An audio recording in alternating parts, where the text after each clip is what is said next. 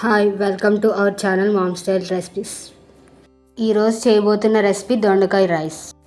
Stove పైన ఒక పాత్ర పెట్టి 2 టేబుల్ స్పూన్స్ ధనియాలు వేసి ఎర్రగా వేయించుకోవాలి. ఎర్రగా వేగిన తర్వాత బిర్యానీ ఆకులు, బిర్యానీ స్పైసెస్ అన్నీ వేసి వేయించుకోవాలి.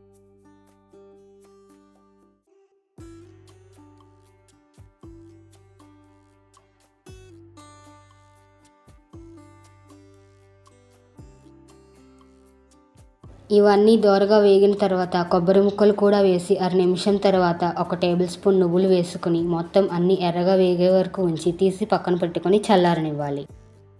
ఈలోపు స్టవ్ పైన ఒక పాత్రలో నెయ్యి 4 టేబుల్ స్పూన్స్ వేసుకుని వేడెక్కాక బిర్యానీ ఆకులు, ఉల్లిపాయ ముక్కలు వేసి వేయించుకోవాలి. ఉల్లిపాయ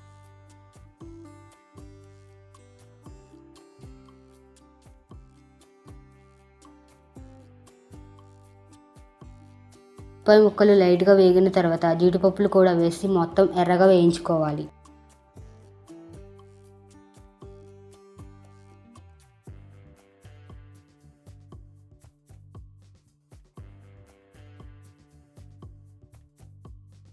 మొత్తం ఎర్రగా వేగిన తర్వాత తీసి పక్కన పెట్టుకుని మరింత ఆయిల్ యాడ్ చేసి వేడెక్కాక దొండకాయ ముక్కలు, చిటికెడు సాల్ట్ వేసి దోరగా వేగిన తర్వాత పచ్చిమిర్చి చీలికలు వేసి ఎర్రగా వేయించుకోవాలి.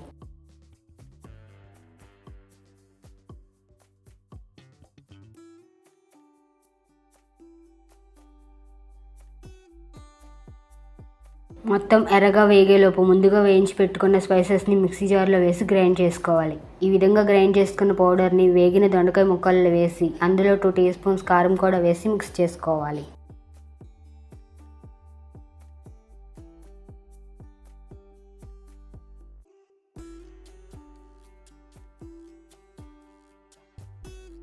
రెండు నిమిషాల తర్వాత వాష్ చేసుకున్న రైస్, రుచికి సరిపడా గళ్ళుప్పు వేసి మిక్స్ చేసుకోవాలి.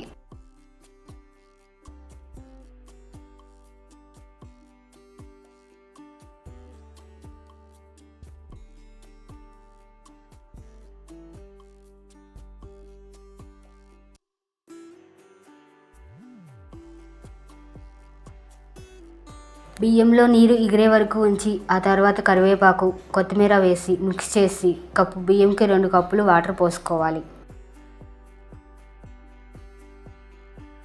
మొత్తం ఒకసారి మిక్స్ చేసి మూత పెట్టుకుని నీరు ఎగురుతున్నప్పుడు వేయించి పెట్టుకున్న ఆనియన్స్, జీడిపప్పులు వేసుకోవాలి.